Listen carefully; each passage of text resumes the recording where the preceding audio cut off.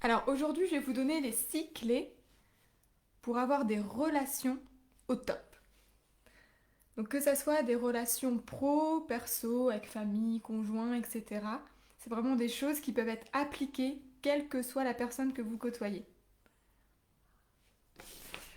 Salut Gwen, c'est top. Mettez un petit coucou dans le chat, comme ça je sais qui est là, c'est plus sympa. Sinon je vois juste le nombre. C'est triste. Super, donc on va commencer tout doucement. Salut Diana, c'est cool, Diana elle a réussi à se lever. C'est top. Alors, eh bien, écoutez, on va commencer ensemble et puis les autres vont arriver. Donc, je suis super contente de vous retrouver aujourd'hui. On va discuter ensemble des clés pour vraiment améliorer votre relationnel. Alors, si tu es ici parce que tu souhaites améliorer ton relationnel dans ta vie pro, dans ta vie perso, tu es au bon endroit. Si tu veux améliorer ta relation avec ton conjoint, par exemple, c'est pareil, tu vas vraiment pouvoir appliquer tout ce que je vais t'expliquer dans ce live. Et si tu trouves que tout va bien dans tes relations, mais que tu voudrais encore aller plus loin, eh bien tu es aussi au bon endroit. Diana, elle est au taquet, c'est top. Alors d'abord, si ce n'est pas encore fait, inscris-toi dans le groupe La recette d'une leaduse, parce que dans ce groupe, tu vas vraiment pouvoir avoir encore plus d'astuces concrètes, de choses à mettre en place. Donc, fonce t'y inscrire. Pareil, tu peux aussi t'inscrire à la page YouTube de Global Attitude où je fais des vidéos pour justement vous expliquer en détail différentes méthodes que je vais aborder aujourd'hui. Par exemple, des exemples sur la posture, etc. Donc, n'oublie pas de t'inscrire aussi à la page YouTube de Global Attitude. Voilà, top. Donc, le premier point, je voulais qu'on voit ensemble aujourd'hui, une des clés indispensables pour booster vos relations, pour améliorer vos relations, quelles qu'elles soient. Donc, même dans le milieu professionnel, si vous êtes manager par exemple, ce sont des choses que tu vas vraiment pouvoir mettre en place pour avoir un meilleur lien avec tes équipes. Donc, en un, c'est la communication. Alors, la communication, c'est hyper important. C'est vraiment le fait de savoir exprimer tes besoins, tes doutes, tes incompréhensions, tes émotions. Voilà, exprimer avec des mots, clairement, ce qui se joue en toi. Pourquoi? Parce que sinon les gens se font des histoires. Voilà, l'autre va interpréter certaines choses qui ne sont peut-être pas réelles.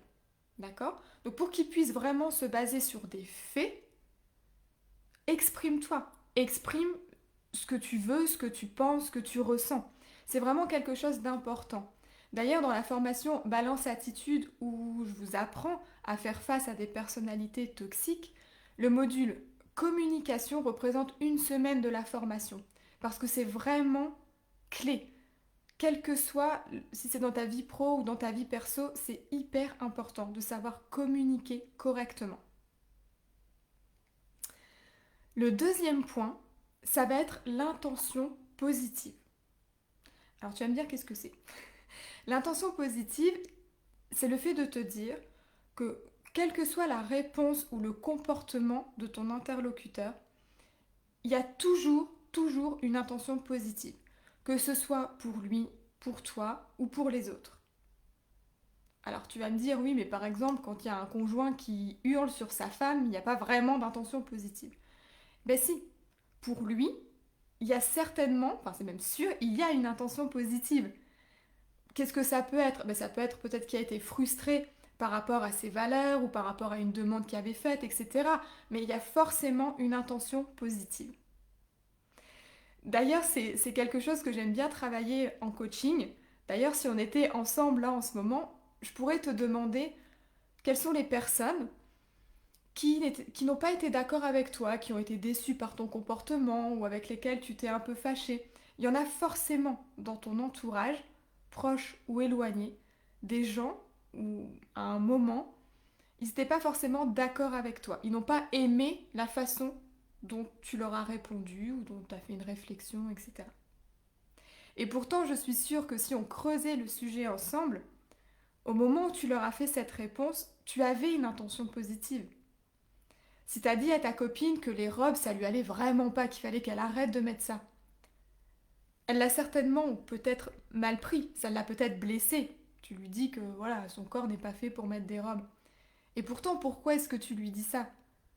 Tu as une intention positive derrière. Le but, c'est pas de la blesser. Le but, c'est justement peut-être de la mettre à son avantage en lui proposant d'autres vêtements. Mais voilà, tu as toujours une intention positive, qu'elle soit consciente ou inconsciente, pour toi, pour l'autre, ou pour les autres. Ok? La troisième clé, ça va être de te souvenir que tout est question de perception. Alors, je m'explique. J'ai fait un petit jeu, enfin un petit jeu avec moi-même en fait, récemment, que tu peux faire. Si tu vois deux personnes discuter d'un sujet, voilà, ils débattent d'un sujet, t'écoutes la version de la personne A, la version de la personne B. Toi, essaie vraiment de les écouter en prenant du recul, c'est-à-dire ne t'implique pas dans la conversation, ne fais pas appel à tes valeurs, à tes opinions. Voilà, essaie de regarder ces deux personnes débattre vraiment avec le regard le plus neutre possible. Et en fait, tu vas te rendre compte que si tu écoutes la personne A, tu vas te dire oui, ok, oui, je suis d'accord avec elle. Puis tu vas écouter la personne B et tu vas te dire bah oui, en fait, je suis aussi d'accord avec elle. Mais oui, parce que la personne A et la personne B, elles ont deux mondes différents. Donc en fait, elles ont toutes les deux raison dans leur monde. Donc tout est question de perception. Quand tu communiques avec quelqu'un, si tu es en désaccord, essaie de te mettre à la place de l'autre. C'est aussi un exercice que je fais en coaching et qui marche super bien. Voilà, essaie de te mettre dans le corps de l'autre et de voir la problématique avec son angle de vue. Et là, tu vas voir que tu vois les choses différemment. Donc, garde une chose en tête pour améliorer tes relations. Au lieu de partir au conflit et de rester un peu borné sur tes idées, essaie de regarder la situation sous un autre angle pour comprendre pourquoi l'autre réagit ainsi. Si vous avez des questions, surtout n'hésitez pas à mettre des petits commentaires. J'ai le temps d'y jeter un petit coup d'œil.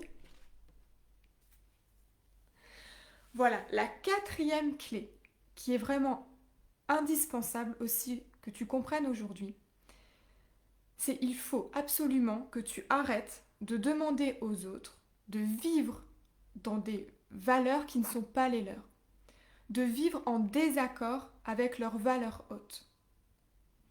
Alors, qu'est-ce que leurs valeurs hautes? On en a déjà parlé dans d'autres lives, c'est vraiment les choses qui sont ultra importantes pour toi.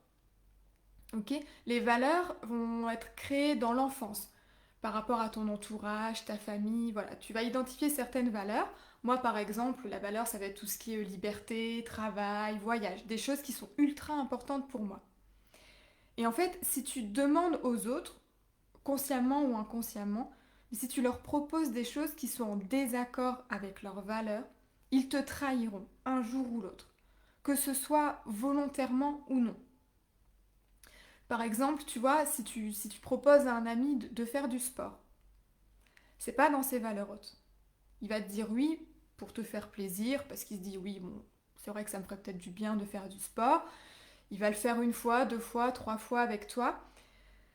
Et puis, il va finir par trouver des excuses. Te dire par exemple, bah non, qu'il y avait trop de travail, que ça jouait pas ce soir.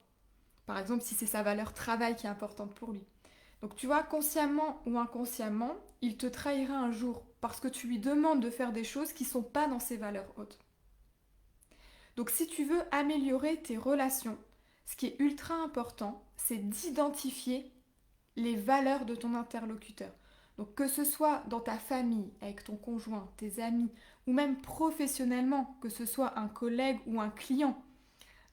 Diana, elle doit certainement, ça doit lui parler, mais voilà, quand pour un client, tu vas lui proposer une solution, si tu ne prends pas en compte ses valeurs, bah, y a de fortes chances qu'il ne retienne pas ta proposition parce que ça ne va pas lui parler.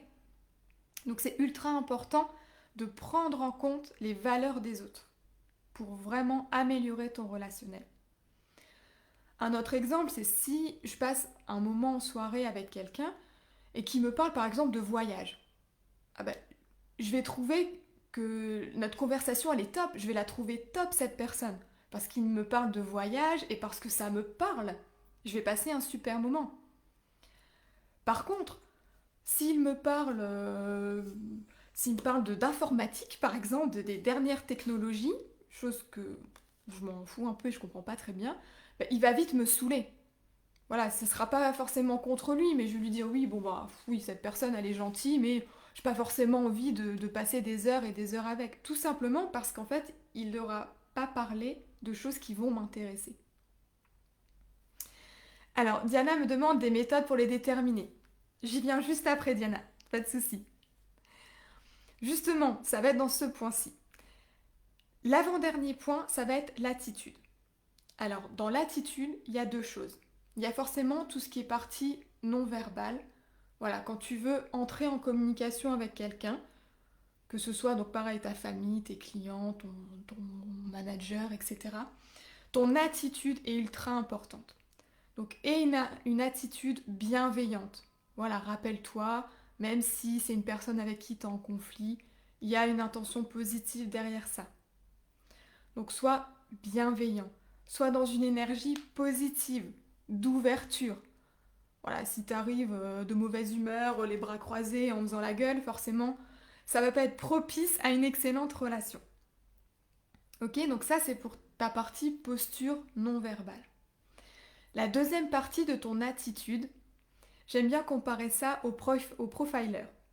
Donc comme dans les séries américaines, voilà, mets-toi un peu en mode enquêteur ou Colombo ou extraterrestre, voilà ce qui te parle le plus. Et justement, c'est là où, entre autres, tu vas pouvoir identifier les valeurs de l'autre. Alors pourquoi je dis mets-toi en profiler? Mais c'est écoute. Écoute de quoi l'autre parle spontanément. Parce qu'en fait, ses valeurs, il va te les dire sans s'en rendre compte. Si tu passes un moment avec lui, quel sujet il aborde spontanément? Si tu as l'occasion d'aller chez lui, regarde tout simplement ce qu'il y a dans sa maison. Regarde les photos qui sont affichées. C'est plus des photos de voyage, plus des photos de famille. Moi, par exemple, chez moi, j'ai beaucoup de photos de mes animaux parce que c'est quelque chose qui est très important pour moi. Voilà, regarde son style de vie. Après, si tu as des personnes qui sont un peu plus ouvertes dans le développement personnel, tu peux aussi leur poser la question. Voilà, si tu discutes avec une amie, tu peux lui dire, bah voilà, qu'est-ce qui est ultra important pour toi? Quelles sont tes valeurs? Et là, il peut aussi te les dire directement. Mais c'est vrai que si tu veux faire ça finement, donc notamment avec des clients par exemple, je pense, voilà, regarde bah, quelle voiture ils ont par exemple, comment est-ce qu'ils s'habillent, est-ce que pour eux c'est important, l'aspect extérieur. Voilà, mets-toi vraiment en mode profiler, en mode enquêteur, pour identifier ce qui est important pour les gens. Ensuite, le dernier point, ça va être d'exprimer tes besoins. Alors, j'insiste quand même sur ce dernier point parce que ça peut paraître logique. Mais il faut vraiment arrêter de croire que les autres peuvent deviner ce que l'on pense. Si tu ne dis pas clairement ce que tu penses, c'est difficile pour l'autre d'interpréter. Et n'oublie pas qu'on a vu au troisième point qu'on avait chacun des mondes différents. Ça veut dire que tu vas espérer que l'autre interprète en prenant en compte ton monde. T'imagines, ça devient un peu compliqué. Donc, pour vraiment améliorer tes relations, qu'il n'y ait pas d'ambiguïté, que ça soit clair, net, précis, exprime clairement ce que tu veux. En coaching dernièrement, j'ai coaché une personne qui avait des problèmes dans son couple et on avait fait une action, le coaching d'avant, où elle devait essayer d'organiser un moment de qualité avec son conjoint.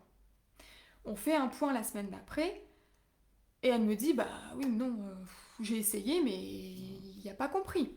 Donc je lui demande de m'expliquer clairement.